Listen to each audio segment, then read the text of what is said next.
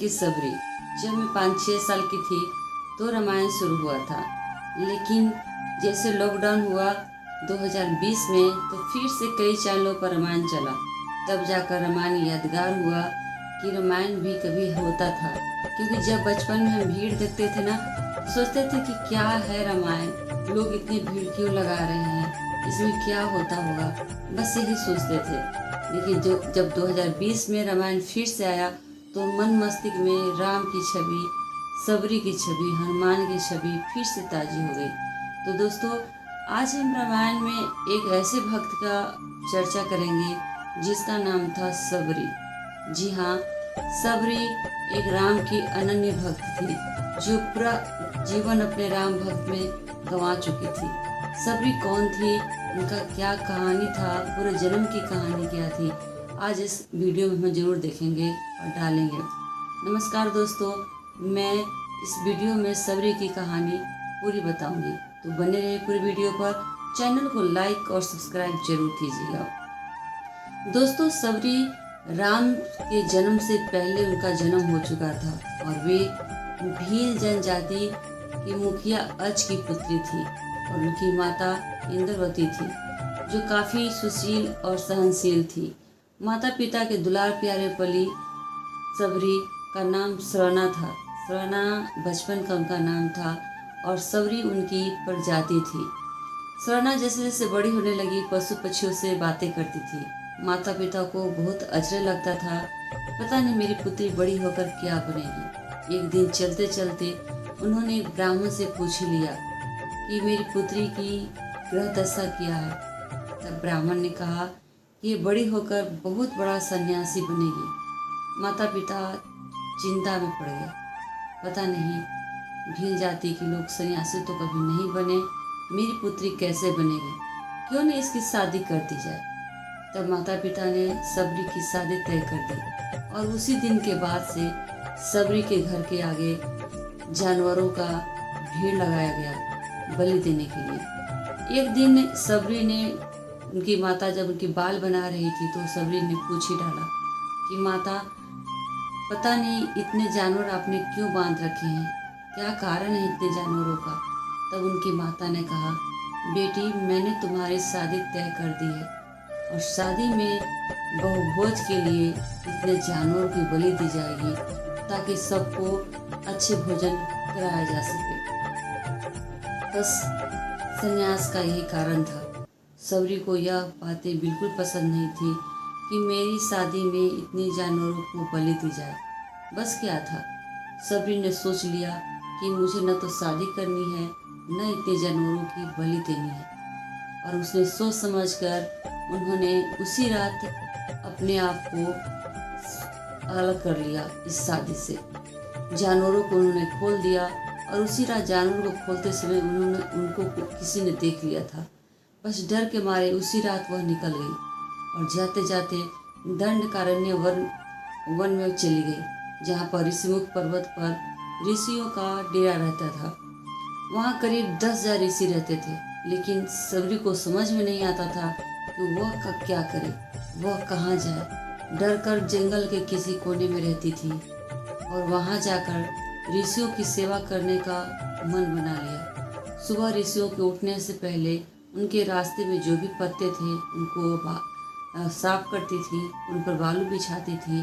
रास्ते में जितने भी कंकड़ थे उन्हें वह हटाती थी और हवन की सामग्री लकड़ियाँ काट कर हवन की जगह पर रख देती थी।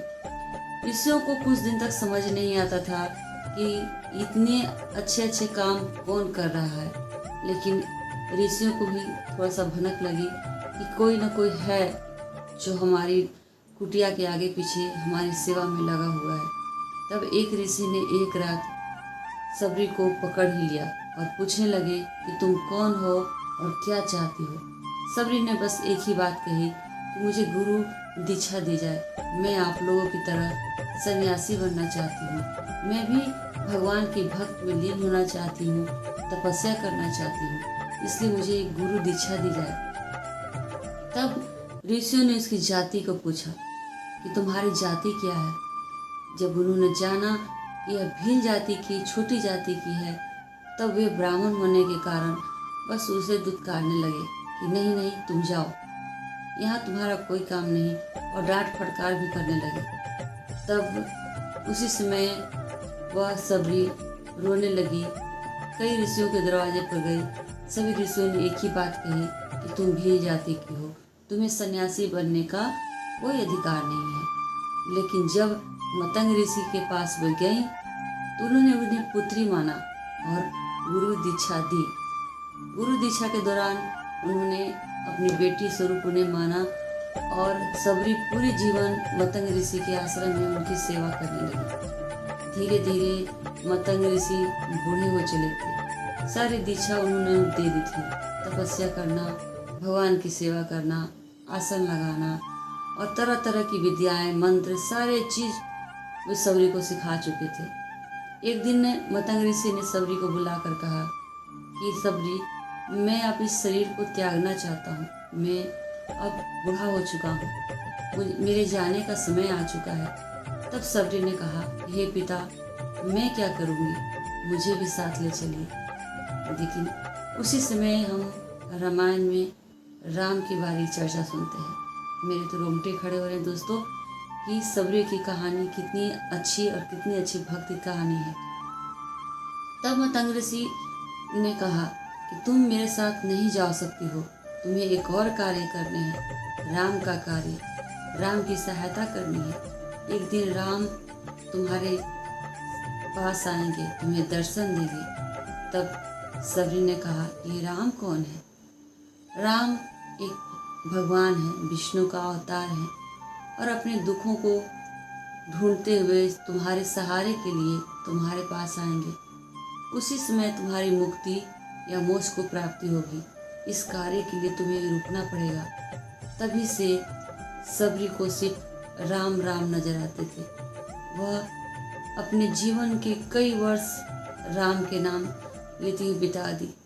प्रतिदिन फूलों की वर्षा करती, दरवाजे पर फूलों को बिछाती, मीठे मीठे बेर ले आती, फलों को टोकरी में रखती, प्रतिदिन शाम सवेरे राम राम करके इंतजार करती, लेकिन राम नहीं आए।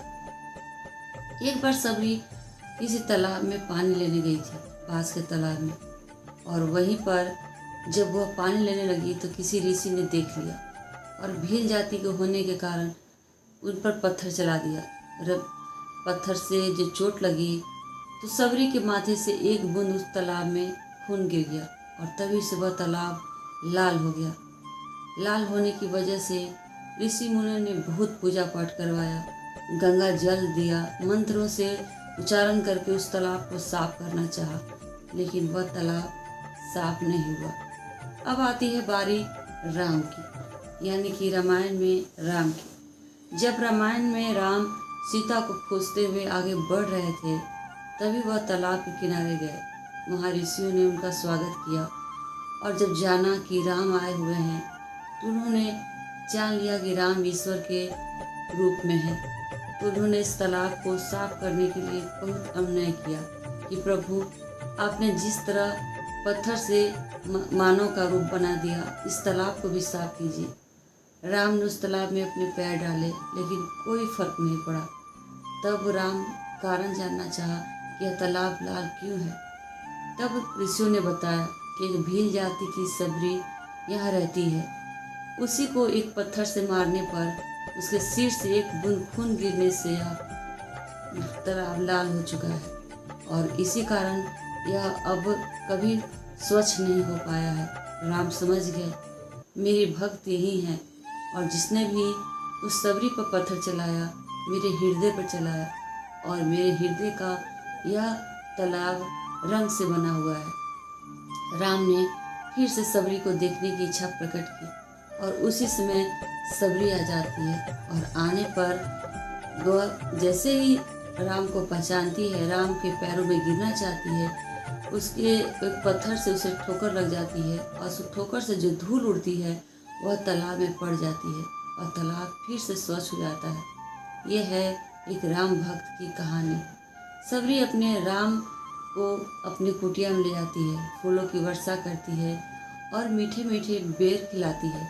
बेर तो थे जूठे, लेकिन थे बड़ी स्वादिष्ट। राम ने बस अपनी भक्ति को देखकर उस बेर को खा लिया, लेकिन लक्ष्मण थे अचरज में। उन्होंने कहा कि भैया ये तो झूठे बेर हैं, और उसी झूठे बेर के न खाने के कारण जब युद्ध हुआ रावण का, तो लक्ष्मण को एक समय के लिए मूर्छित होना पड़ा। और उसी बेर की जो बेल थी संजीवनी बूटी, उसी से उनका इलाज फिर से हुआ, यानी कि वही झूठे बेर की संजीवनी बूटी आज लक्ष्मण को जान बचाने में उनकी मदद की थी। ये थी सबरी की भक्ति की कहानी। जब सबरी अपनी कुटिया में गई तो उन्होंने मतंग ऋषि का आसन दिखाया और यही कहा कि मुझे दीक्षा दीजिए प्रभु, आपकी दीक्षा लेकर मैं अपने शरीर को त्यागना चाहती हूँ। मैं बस आपके कार्य के लिए रुकी थी, मेरा कार्य पूर्ण हुआ। आपको जो भी मुझसे जानकारी चाहिए वो जानकारी आप मुझसे ले लीजिए और मुझे मुक्ति का राह दिखाइए। उन्होंने फिर से सबरी को वह दीक्षा दी और उन्हें मुक्त किया और उनका फिर से अंतिम संस्कार अपने हाथों किया माता की तरह। दोस्तों, ये थी सबरी की पूरी कहानी। अब हम चलते हैं उनके पूर्व जन्म पर। सबरी एक रानी थी पिछले जन्म में, और रानी होने के साथ साथ वह एक भक्त भी थी भगवान की। एक मेले में गई तो वहाँ पर उन्होंने देखा कि बहुत सारे साधु संत भगवान के भजन कर रहे हैं। उन्होंने अपने पति राजा से कहा कि मैं भी उनके बीच में जाकर भजन कीर्तन करना चाहती हूँ। तब राजा ने कहा कि तुम एक क्षत्रिय, तुम भी रानी हो, तुम ब्राह्मणों के बीच में जाकर क्या करोगी, इसलिए तुम वहाँ नहीं जा सकती। तब त्रिवेणी की किनारे वह रानी रोने लगी और कहने लगी कि मुझे भी कुछ अगले जन्म में छोटी जाति का पैदा करना, ताकि मैं फिर से भगवान की भक्त बन सकूं। बस आने वाले जन्म में उन्होंने भील जाति में जन्म लिया और बन गई सबरी। दोस्तों, ये थी सबरी की कहानी। सबरी एक राम की भक्त थी। पूरे रामायण में हमने सबरी के बारे में थोड़ा सा एपिसोड देखा है, लेकिन अगर अंतर मन से सोचें तो राम भक्त की सबसे बड़ी उदाहरण वही है जो पूरा जीवन राम को देखे बिना, राम को समझे बिना, राम को ईश्वर की तरफ पूजती रही और राम के भक्त में इतनी लीन हो गई, उन्होंने ये भी ख्याल नहीं रखा कि राम मेरे जूठे बेर खाएंगे कि नहीं। बस प्रतिदिन पागलों की तरफ फूल बिछाती और राम का इंतजार करती। तो दोस्तों, कैसी लगी कहानी? अगर कहानी अच्छी लगी हो, इस राम भक्त के लिए एक भजन बनता है। इसलिए राम के हृदय में बसने वाले इस सबरी की कहानी बहुत अनोखी है। कहते हैं ना कि भगवान भक्त के अंदर ही होते हैं, बस पहचानने की देरी होती है, बस उसे जानने की जरूरी होती है। दोस्तों, चैनल को सब्सक्राइब कीजिए, लाइक कीजिए, शेयर कीजिए, क्योंकि वीडियो फिर से लंबी होती जाएगी और फिर आप इसे देखना भी नहीं चाहेंगे। एक बार ज़रूर देखिएगा और इस राम भक्त सबरी के लिए इस वीडियो को शेयर ज़रूर कीजिएगा, क्योंकि जितने शेयर कीजिएगा राम आपके अंदर बसेंगे। भगवान के भक्त जितने भी होंगे इस वीडियो को शेयर जरूर करेंगे। सबके लिए अच्छे मंगल दिन हो। सबको धन्यवाद दूंगी।